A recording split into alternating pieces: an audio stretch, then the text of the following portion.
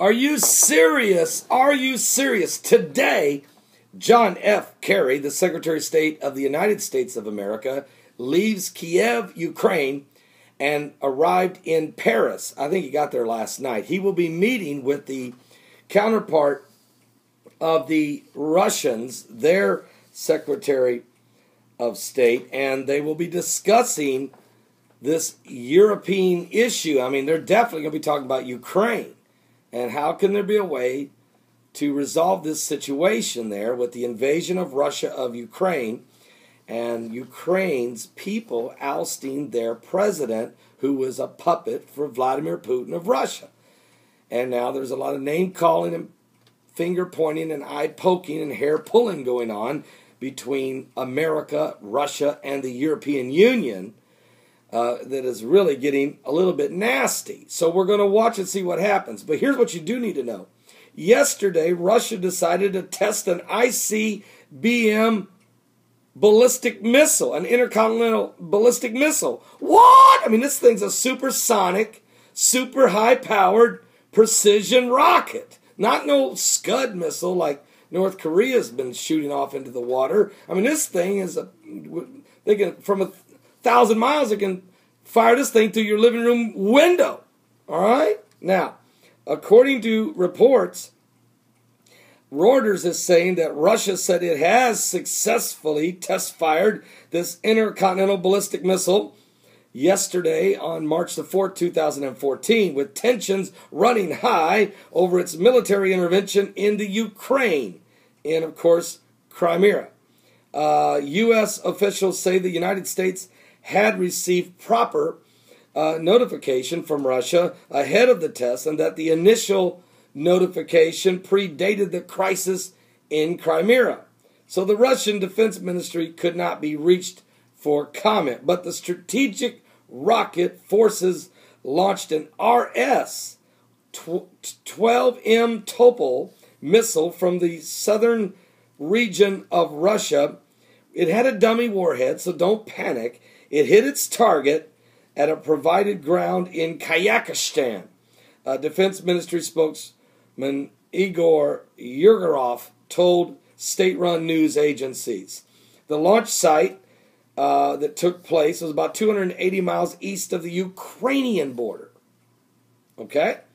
Russian allies in a post-Soviet security groupings were reporting. So Russia tests this missile and flexes its muscles in the midst of the crisis. But Ukraine crisis continues, and I want to thank Stephen of Oklahoma for that report, and I want to thank James McKay for this report, and that is Ukraine crisis. Western leaders pile the pressure on Russia. Let me pull up that so I can have a full view of the entire article for you. According to CNN out of Kiev, Ukraine, Western powers increased pressure on Russia today, March the 5th, 2014, to talk to the new government in Kiev in a bid to de-escalate the tensions over Russia's military intervention in Ukraine's Crimea region. The diplomatic maneuvers come as the world leaders meet in Paris for talks that are intended to focus on Lebanon. But instead, Ukraine will likely dominate the agenda. Russian forces remain effective control of the Crimea region at the Black Sea Peninsula, where Russia has a huge Navy base, and a tense standoff with Ukrainian forces loyal to the new interim government in Kiev. Russia has been warned that possible sanctions will be on the agenda when the EU meets tomorrow, March the 6th, 2014, if no progress is made in ending the high-stakes showdown. U.S. Secretary of State John F. Kerry and his Russian counterpart Sergei Lavrov are due to have the talks, but United Kingdom Foreign Secretary William Hague said that what happens at the EU meeting on sanctions will be partly determined by Russian willingness to sit down with Ukraine. So that is the leverage. If you sit down and at least talk to the Ukrainians, we won't impose such drastic sanctions on you. If you want to talk to them, we're going to have to do something. All right? That's the deal. But if no progress can be made on the de-escalating the situation, then there will be cost and consequences, said John Kerry. Now, it will be and so did William Hague. It will be a test this afternoon of whether Russia is prepared to sit down with Ukraine, and we will strongly recommend that they do so. So, folks, let's keep a close eye on Paris, France, to see what comes out of there this afternoon and evening, as reports will begin to surface on what went down. At least the good news is Russians are meeting. Sergei Lavrov is meeting with John Kerry, and the UK's Foreign Secretary, also William Hague. So you got the big boys in there in the room. So I think now we might be able to get some sense of, at least they're meeting.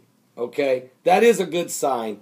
We're not happy with what Russia has done as it relates to Ukraine, but if we can alleviate a war and not another Syria, that's been my prayer the whole time. And we've got these pastors that have contacted us through Facebook that are just praying around the clock. They're fasting and praying. And we have Americans, we're praying and we're believing God for this crisis to not escalate. So let's continue to pray for peace in Europe, for peace in the Ukraine, for peace in the Middle East, for peace in Jerusalem, and for Jesus Christ to be revealed to the world that he is truly the Messiah, and they can come to him and have internal peace for every person that chooses him, for every person that chooses Jesus Christ. God bless. I'll be back in a little bit.